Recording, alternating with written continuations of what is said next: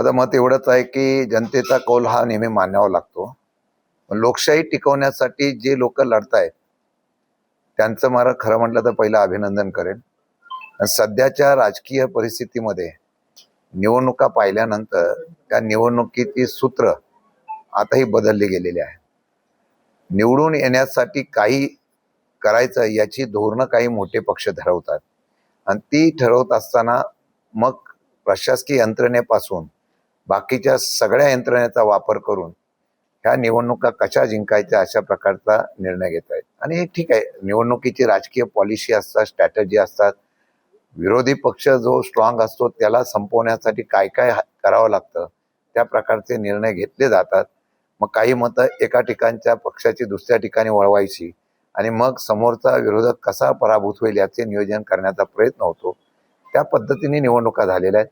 पण शेवटी जनतेने दिलेला कौल हा मानावा लागतो. त्यामुळे मला वाटतं ज्या अजून पण निवडणुकीचा अजून मतमोजणी चालू आहे, प्रत्यक्ष त्या प्रकारचे निकाल जाहीर होतील त्यावेळेला आम्ही निश्चितपणाने त्याच्यावर भाष्य करू. एक, पश्चिम बंगालमध्ये ममता बॅनर्जींनी काही निवडणूक प्रक्रियेवरच आक्षेप घेतलेला आहे.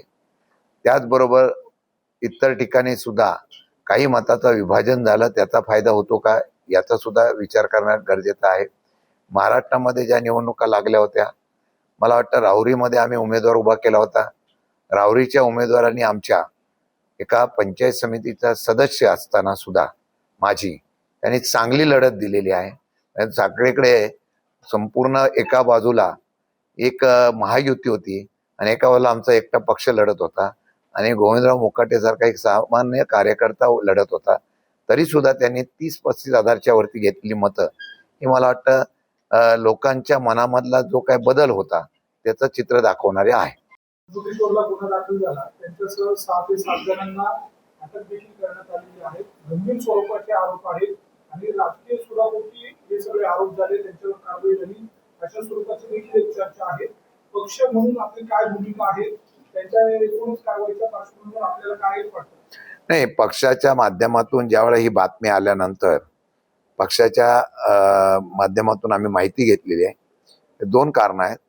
एक तर त्यांना आज सेशन कोर्टातून जामीन फेटाळलेला असं मला समजतंय, परंतु ते राजकीय सुडापोटी किंवा राजकीय द्वेषापोटी जर राजकारण झालं असेल तर मग त्यामध्ये आम्ही निश्चितपणाने त्यांच्या बरोबर सहकार्याची भूमिका घेऊ. पण त्यांच्याकडून तशी चूक झाली असेल तर त्याची माहिती, सत्यता मी माहिती घेतोय आता. तशी जर त्यांची झाली नसेल तर पक्ष त्यांच्याबरोबर राहील. त्यांच्याकडून झाले असेल तर त्याच्या बाबतीमध्ये आम्ही विचार करू. पण आम्ही आजच आलेलो आहे आणि त्या दिवशी आम्ही माहिती घेतली होती. पण राजकीय सुडापोटी झालेला आहे, जाणीवपूर्वक केलेला आहे अशा प्रकारची चर्चा आहे. म्हणून ती माहिती आपण सत्य घेणं गरजेचं आहे ना.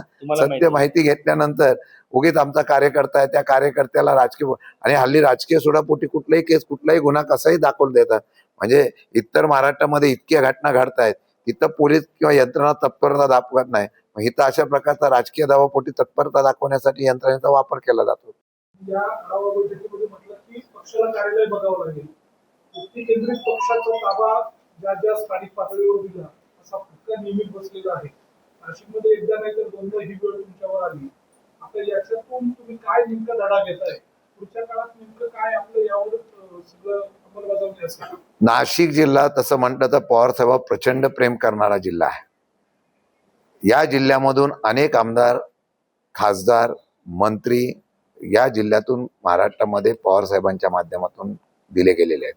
तेवढी साथही दिली शेतकऱ्यांच्यासाठी. पवार साहेबांनी द्राक्ष उत्पादन, कांदा उत्पादक असेल, शेतकऱ्यांसाठी किंवा नाशिक विभागाच्या असलेल्या प्रगतीसाठी साहेबांचं जे योगदान आहे ते आजही नाशिककर विसरलेले नाही.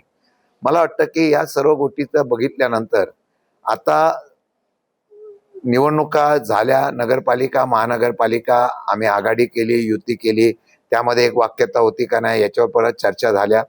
आज जी बैठक घेतली त्या बैठकीमध्ये मी येणाऱ्या आगाऊ निवडणुका 2029चं लक्ष ठेवून आम्ही आजपासूनच पक्ष संघटना बांधण्याच्या संदर्भातला निर्णय घेतलेला आहे. मी प्राथमिकप्रमाणे अशा सूचना केलेल्या आहेत की गटबाजी अजिबात नाही, संघटना ही कार्यकर्त्याची असावी आणि त्याचबरोबर नेत्यापेक्षा संघटना कार्यकर्त्याची असली पाहिजे या भूमिकेतून काम करायचं म्हणून सांगितलेलं आहे. आणि तशा पद्धतीने मी स्वतः या असलेल्या सगळ्या प्रक्रियेवर लक्ष ठेवणार आहे. भुसाराजी आहेत, आमचे अध्यक्ष वगैरे आहेत, नवीन अध्यक्ष शहराचे आम्ही नेमतो. तुम्हाला 1 मे अखेरपर्यंत फार मोठ्या चांगल्या पद्धतीने इथे संघटना उभी करायला पाहायला मिळेल. आणि या संघटनेच्या माध्यमातून कदाचित शासकीय प्रशासकीय यंत्रणेचा वापर करून जे कार्यकर्त्यांवर अन्याय होतो, काही मूलभूत प्रश्न आहेत, या रिंग रोडचा प्रश्न आहे, शेतकऱ्यांच्या असलेल्या धरणाचा वगैरे प्रश्न आहेत, या सर्व गोष्टीतून संघटना मजबूत केल्यानंतर ती नेत्याची संघटना नसावी, ती कार्यकर्त्यांनी पक्षाची संघटना असावी, यावर आम्ही जोर दिलेला आहे. तुम्हाला येत्या कालावधीमध्ये नाशिकमध्ये चांगल्या प्रकारची, इतर पक्षाची मी तुलना करणार नाही, पण फार चांगल्या प्रकारचा पक्ष तुम्हाला बांधलेला पाहायला मिळेल.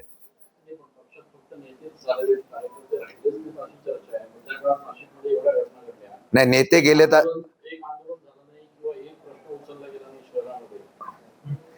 नेते बरेच गेलेले आहेत, कार्यकर्ते राहिलेले आहेत. आता त्या कार्यकर्त्यांना नेता करण्याचा प्रयत्न मी करणार आहे आणि त्यासाठी मी आंदोलनं तुम्हाला नाशिकमध्ये पाहायला मिळतील.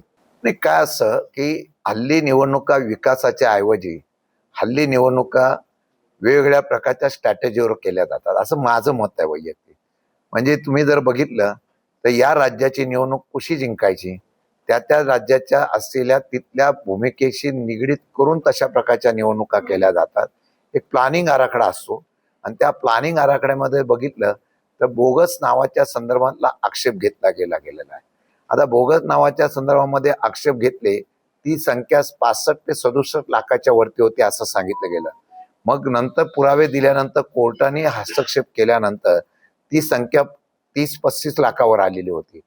बोगस वोटिंग आहे म्हणून निवडणूक जिंकली जाते, अशा प्रकारचं जे वातावरण तयार झालं होतं.